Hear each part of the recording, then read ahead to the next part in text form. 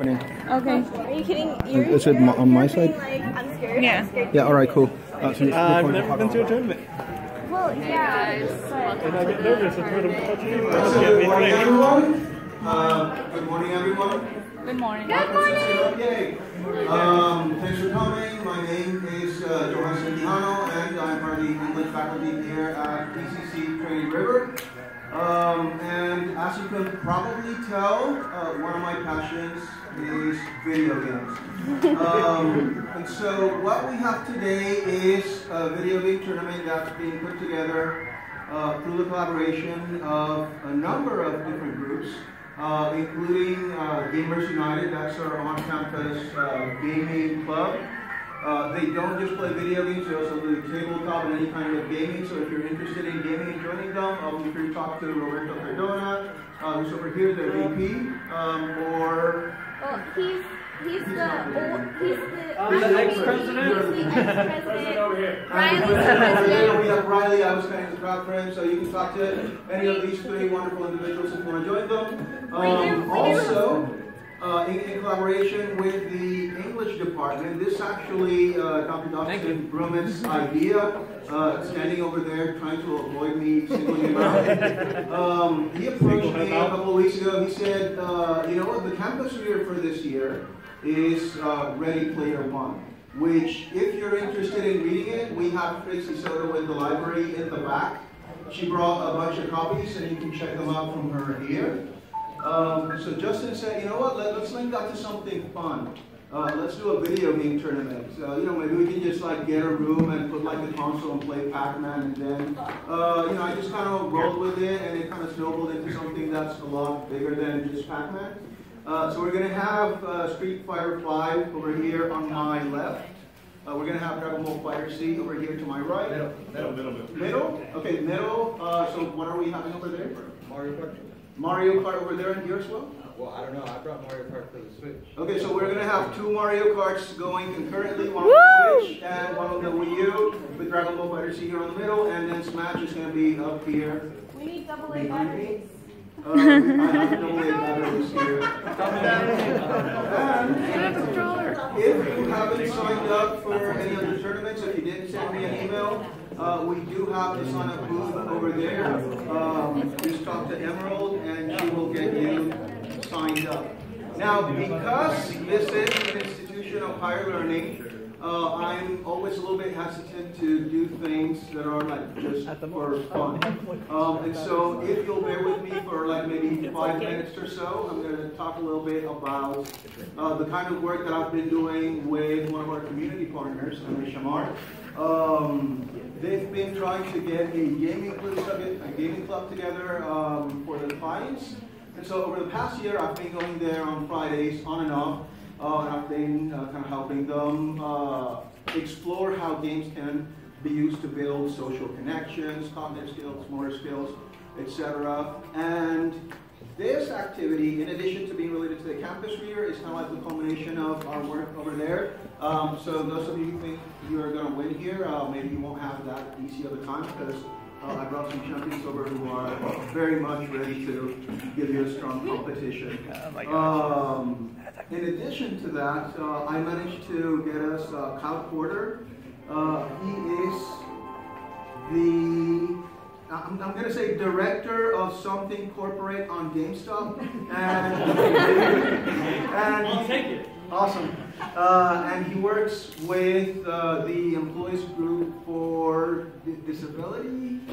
And I'll speak to that. Yeah, and he's going to speak to that, and he'll speak to what the industry is also doing in order to help games become more inclusive. All right, so I'm going to let Kyle speak a little bit, and if Randy wants to say some words, and then we'll wrap it up with Justin, who's going to make connections to the potential future of games and how we might be working our way as a society towards something positive, inclusive, where everyone can participate, or if Ready Player One is to be believed, towards something more destructive. All right, so without further ado, Mr. Porter, thanks so much for coming, and the floor is yours. I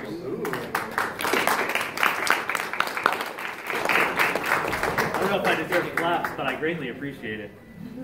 So guys, first I just wanted to introduce myself. I was introduced to this whole process just a few days ago. They reached out to GameStop for a partnership, and we support MHMR's work as well as that at TCC. And when I heard you guys wanted to do gaming tournaments and talk about the diversity and inclusion that can provide, especially those with, I prefer differently abled, I wanted to come and speak. So the reason I'm here, I'm a leader in store operations with GameStop, and I work at our corporate office in Grapevine. But I started life in our stores as a part-time associate and later a district manager before I did that. And something I've always been passionate about was hiring and recruiting those that otherwise could not find employment. And I learned when I went to the office that GameStop actually believes wholeheartedly in diversity and inclusion with employee resource groups. But one that we did not have that I wanted to start was one for those with disabilities, be they mental or physical.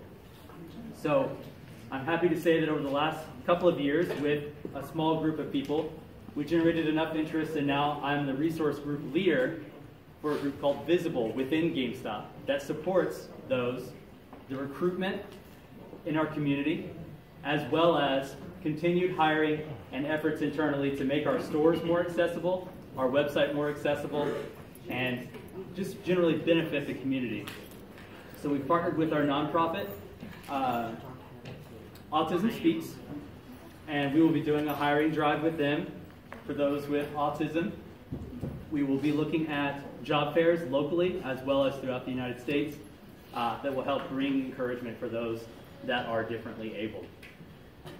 So really I didn't have a whole lot prepared. I just wanted to talk about kind of what we're doing in the industry.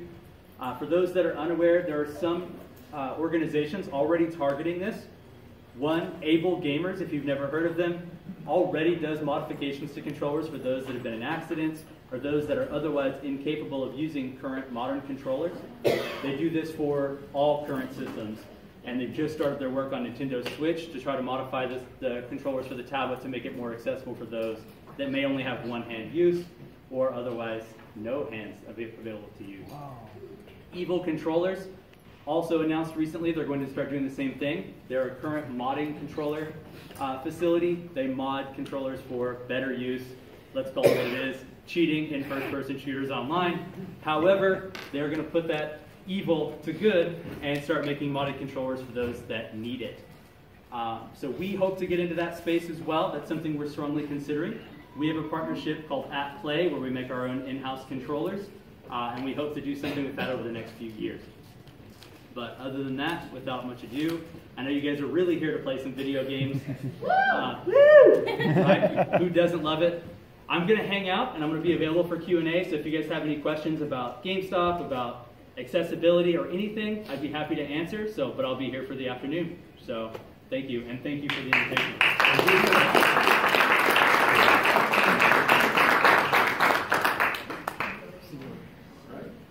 Thanks so much, Kyle. And Brandon, do you want to say anything, or do you want to just kind of hang out? No, I'm going to say something. Awesome. Go for it. I don't think I need the microphone because I'm pretty loud, or at least that's what I'm told. Hi, my name is Brandy. I'm the activities coordinator for our Adult Activity Center for MHMR Tarrant. We are just up the road. It's actually quicker to walk from here to our facility than it is to drive because of the way construction is. I am so excited to see so many people here. I've already cried once. I will probably cry again just because this is so exciting. You guys are here to play games, but for the people we serve, see, I told you I'm going to start again. This is connection and this is opportunity. And that means so much for people who otherwise might have been isolated. So thank you guys so much. We do take volunteers as well as employees, I'm just saying. So if you guys have any questions, I'll be around too. I'll probably be closer to the food because that's where I tend to end up. So if y'all have any questions, please don't hesitate to ask me. We have 9 people here who will be playing, and hopefully you're going down. So y'all have fun. Thank you, and thank you, and thank you.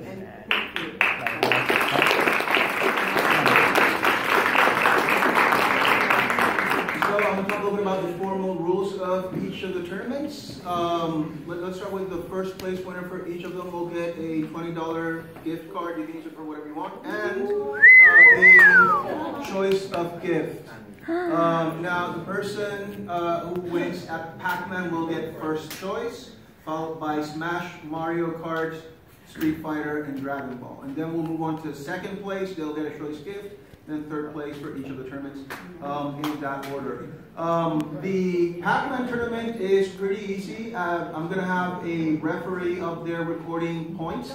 At any point, you walk up to the Pac-Man station in the back, you play, and once you're done, then the volunteer will record your score. By the time we get to 12, whoever has the highest 3 scores will be the 3 winners.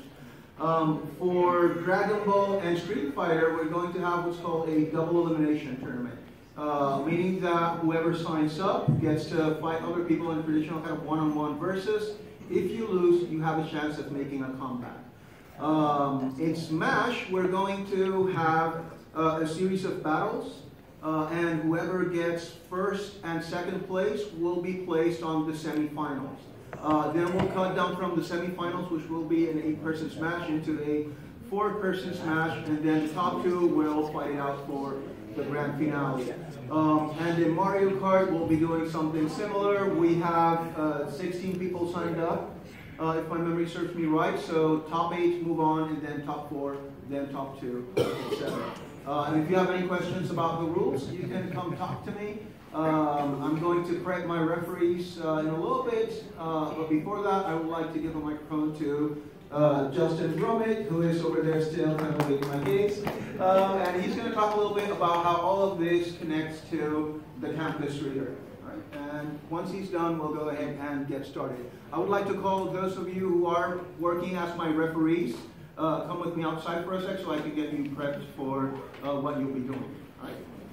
So just briefly, we're trying to connect this awesome event to our common reader selection for this campus, which is Ready Player One by Ernest Cline. And it was our common reader for this semester and the previous semester, so we select a new book every academic year. And if any of you have been familiar with the book, or you're into movies, so you know that the book was recently made into a film by Steven Spielberg, recently released, and I'm going to see it on Sunday, and I'm excited. But the book is all about the importance of gaming in our lives, and how video games represent who we are, how games represent our identity and our culture and our gender and our sexuality and our language. And the importance of gaming. I mean, it's not just a form of entertainment, but it has cultural significance and deep meaning for how we define ourselves. So we'd like to do more exciting events like this and try to connect gaming to our academic lives as well. So thank you all for coming, and I'm really excited to see who wins today. And please enjoy the food at the back as well. So thank you so much.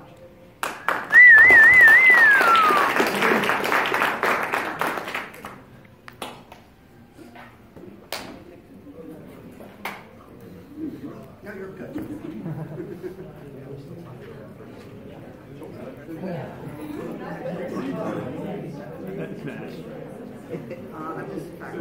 Make it straight for Smash.